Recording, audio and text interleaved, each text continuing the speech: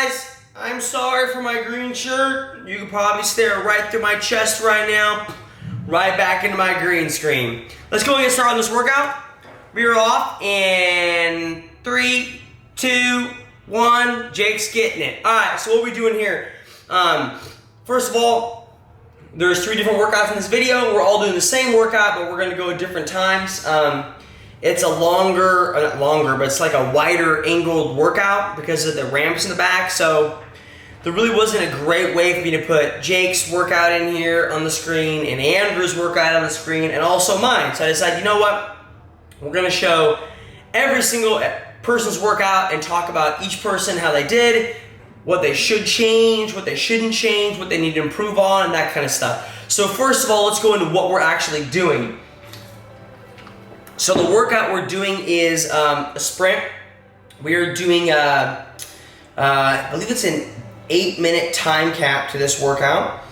And we're doing 15 devil's press at 50 pounds in each hand, 15 devil's press, and then a handstand obstacle. If you notice, there's 2 obstacles next to each other. So we're gonna go up the ramp, or I'm sorry, up the stairs on your left-hand side of your screen, up the stairs, down the ramp, up the ramp, down the stairs. For Jake, since he isn't the greatest at the obstacle, we allowed him to break on the middle between the obstacles if he so chose. But for Andrew and I, we decided it had to be, the whole thing had to be unbroken. So we had to go upstairs, ramp, ramp, stairs, unbroken in order for that rep to count. So 15 devil's press, handstand obstacle, and then 15 burpee box jump overs at 24 inches, but no touching the box with their feet. So if you notice, we have 2 boxes banded together so we can jump over them. So we'll do 15 box jump overs or burpee box jump overs, then back over the handstand obstacle, and then finally we will finish at the 15 devil's press. And so that is the workout. So let's talk about how each one of us approached this workout. The order of how we went, it went Jake, Andrew, and then myself by order of straws. And so actually Jake's doing really well here. I think he attempted it, and I think he failed on the actual obstacle. But all 3 of us did the devil's press the same in the beginning. You know, it's gonna take you, 15 devil's press is gonna take you a minute 10, a minute 15, minute 20, something around there. Depends on how you do it. There's obviously a couple different ways of doing devil's press. I didn't actually watch Jake's, but there's a couple different ways of doing devil's press. And it kind of depends on what they allow or don't allow in a competition. Smooth, Jake, very smooth. So you'll sometimes see people devil's press and they'll just go straight up with the dumbbells overhead. So it's kind of like a muscle snatch from the floor, right? Because a muscle snatch, meaning I'm not rebending underneath it, I'm not dropping below the dumbbell, I'm going straight overhead, one fluid movement. I'm not sure if Jake does that or not, if he muscle kind of like devil's press it. The other way is kind of snake it, and you'll see me do it in my first set. I'm not sure about my second set, but it's where I kind of like move my body around it and drop underneath it and then stand it up. The difference between the 2 is it probably requires a little bit less leg strength or a little bit less leg stamina to the snaking portion. The snaking portion does take a little bit longer, I think, and it also, because you're muscle snatching a devil's press versus snaking it, there is the ability to get no rep on the snaking because you don't lock out your knees before it comes down from overhead. So that would be one difference. You might have to like bear that in mind depending upon how you attack it. So that's devil's press, right? Kind of 2 different ways to kind of do it. Really, in general, when you compete, you normally just do 50-pound devil's press. Some competitions, I think Dubai did like a 70, which you have not seen before, and they actually allowed them to like almost like clean and jerk it. But here we're doing an actual snatch, so it's not going to be able to touch our shoulders on the way up. So yeah, handstand obstacle is something that Andrew and I have been debating on whether doing a video over it, to be honest. So if you are watching this, let me know if it would be beneficial for you. But we would almost do a video over like how to really attack, or how to really become better and more proficient at a handstand obstacle. I understand that not everyone owns these handstand obstacles here.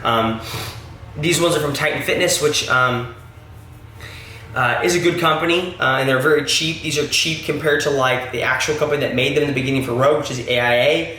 I think AIA is selling their ramp and stairs for like $1,200, and these are like $400 or $500. So quite a bit cheaper. And to be honest, I've owned these for months now, and I haven't had an issue. You know, haven't broken or anything of that nature. So if it's something you would benefit from, let me know. Problem is, like, most people aren't worried about handstand obstacles because it's not something that they use on a daily basis. But it might be something you care about learning how to use and knowing, because especially if you make it to a sanctionals or the games or in the future, it will probably be there. So I know in terms of sanctionals, it was only at Wadapalooza. So yeah, something you probably need to learn how to do. And we probably would cover over how to attack it and also how to set it up, because we understand that not everyone owns these nice foam implements, which are very easy to set up. So you might be doing it in terms of like plates.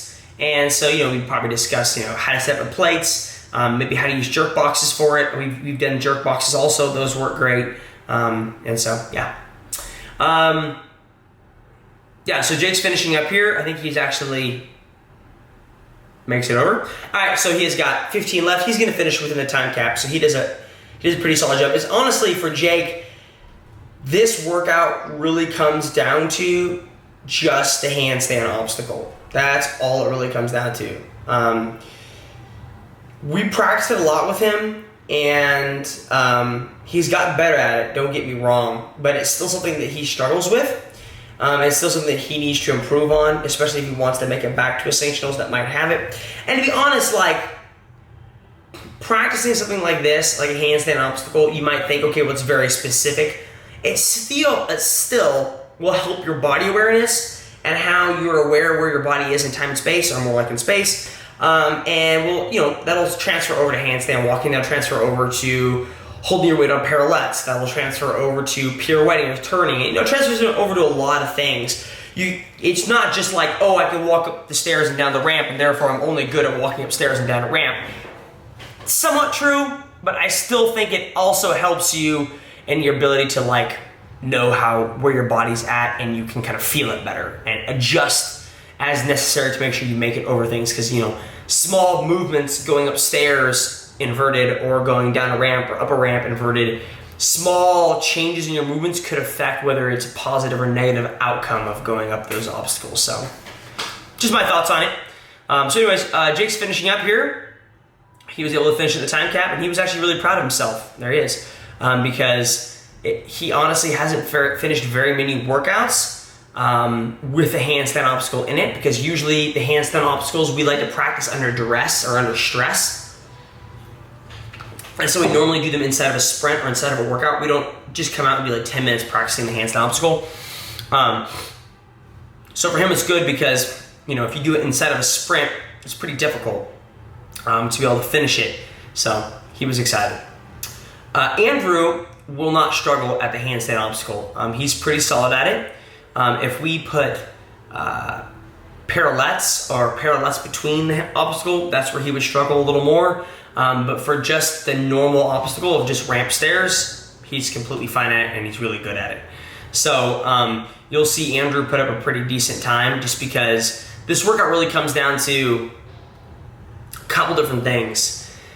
It really comes down to just the handstand obstacle, right? Like in previous videos we've used this, you've heard me talk about, you can't just go ham out the gate and hope that your handstand obstacle is there. You really need to set yourself up for success in such a way that, you know, could Andrew go faster than these devil's press? You know, if I told Andrew to do 15 devil's press for time, that was it, he could probably go quite a bit faster than this. But he's conserving energy knowing, okay, I've got to go to this handstand obstacle and I've got to knock this out. And that's all I really care about right now, because if he keeps messing up, that's where he'll waste a lot of time. Because it's one of those movements that you can work towards finishing it, but if you don't finish it, then you have to restart it. You just wasted how much time there. It's just ridiculous. So you'll probably see him rest a little before he kicks out. At least that's what I would do. And that's what he's doing. Smart. I was watching him because I'm going next, so you're going to start seeing me like warm up in the frame a little bit too. actually don't think he failed any of the handstand obstacle. I actually failed and had to restart. Yeah, but he did really well. And I believe he finishes this in 2 minutes. Yeah. Yeah, so then approaching the burpee box jump overs, you have to be a little bit careful there. It's the same concept, right? There's a lot of pressing in devil's press, and there's obviously a lot of pushing in the burpees. And you're gonna use those arms when it comes to walking over obstacles. Go figure. And so you have to be careful that you don't approach the burpee box jump overs with a, you know, do or die pace where you're attacking it too hard. So, he's going at a pretty conservative pace here. When it's my turn, when I go after this, you'll actually see me probably approach it in a little bit of a different aspect. Mainly because I believe we got done with the burpee box jump overs at a very similar time.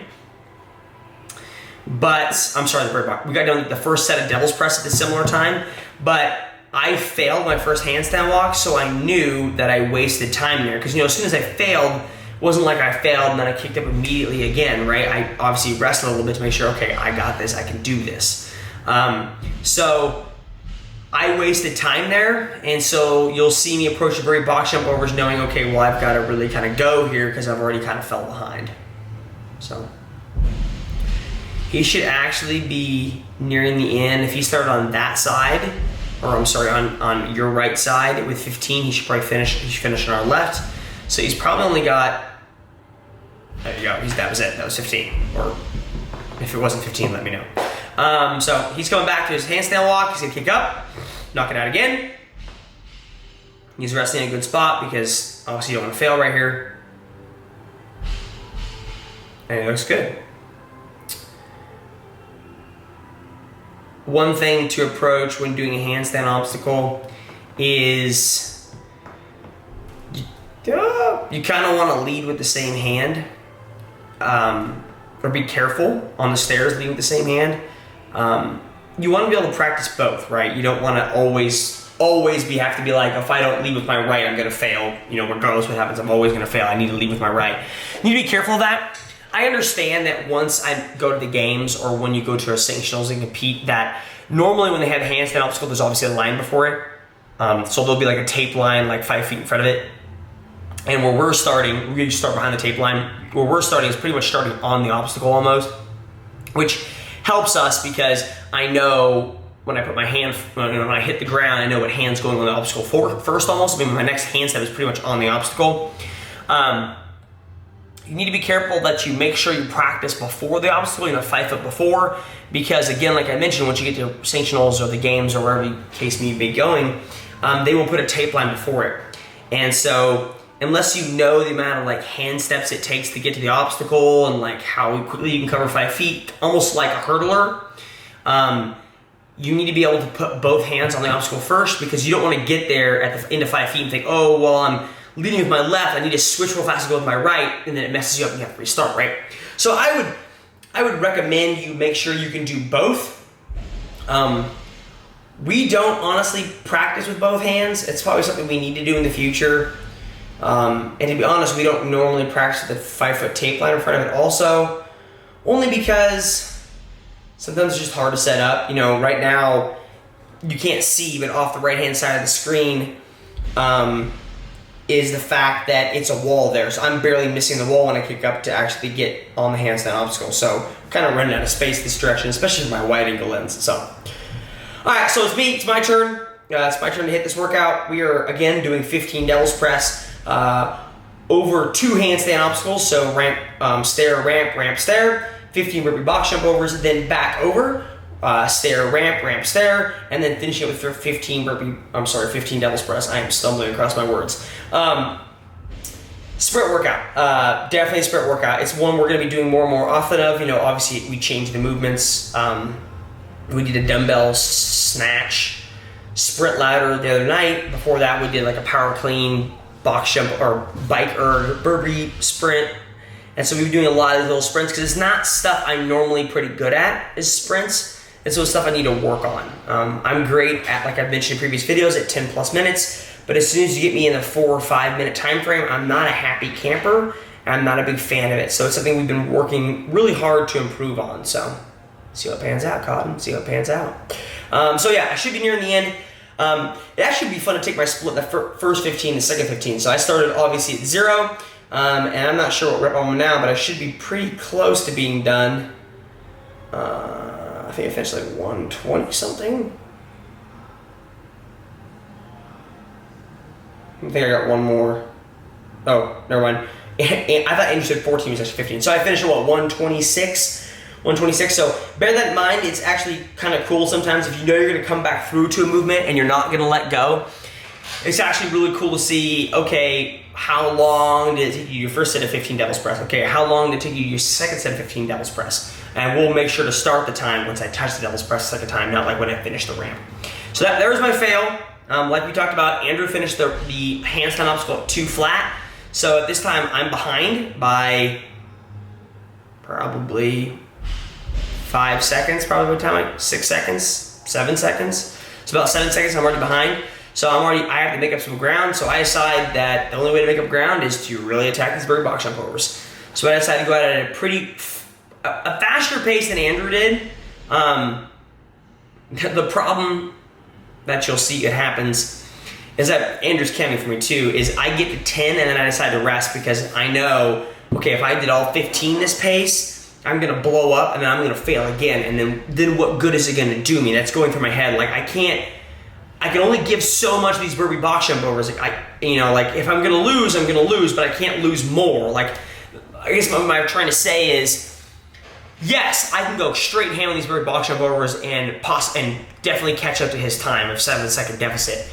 But if I hit it too hard and fail a handstand obstacle, then it's not worth it.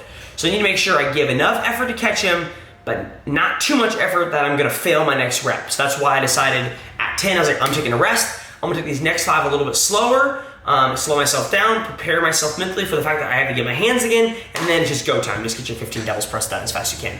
So this I think should be my last rep. Okay, so now I'm going back to the handstand obstacle. Again, like I mentioned, I think it took me 126 to do my first 15 devil's press. So let's see what my split time looks like when I go back across and grab my devil's press for the second time. See how similar it is.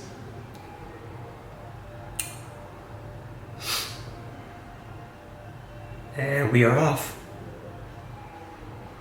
For me, people have differences of opinions. For me, I like the ramp. I do not like the stairs. Andrew is actually different. Andrew likes the stairs, but does not like the ramp. So it's just difference of opinions, but we're good at. All right, so I'm pretty much grabbing it 4 flat, so that's pretty nice. So let's see how long it takes me to do 15, knowing that my first set was 126 to finish 15, knowing that I'm near the end of the workout, what do I have left to give? And that's always something you want to be able to do, is you want to be able to surge at the end. I'm not saying you should be able to do that in every workout, but in this workout, that was my goal. Especially in a workout where it's very highly skilled in the middle, you are going to conserve some energy. So as soon as you know, okay, I don't have to conserve anymore, I can go, then you need to go. And so that's what I'm doing here. And like we mentioned, I'm actually muscling these right now. Am I? Yeah, it's like I'm pretty much snaking it there. You can see my body kind of move around the dumbbells a little bit and kind of snake it up there. And so that's when you know I'm trying to save my legs as much as I can, because my legs are shot from just doing a bunch of bird box jump overs. So we should be getting near the end now. I actually know my second set was faster than my first set, and in a workout like this, like I mentioned, that's how it should be. It should be faster because I conserved for the handstand obstacle to know that I was capable, and now I'm willing to just let it all go because I know I don't have any more skills left. I'm done. This is it. Let's finish it. Close the tank out. There we go. 5:16. Cool. Hope you guys enjoyed it. If you guys would like to see like a how-to video, just so everybody knows at home, I didn't mess up in the obstacle, so that gives me a plus 20-second addition to my time, which would make me the winner. If you guys would like to see a video on like how to do handstand obstacle, let me know. Drop me a line, drop me a comment, let me know, and something that Andrew and I might consider doing. Appreciate you guys watching. Everyone have a great day. Talk to you guys later.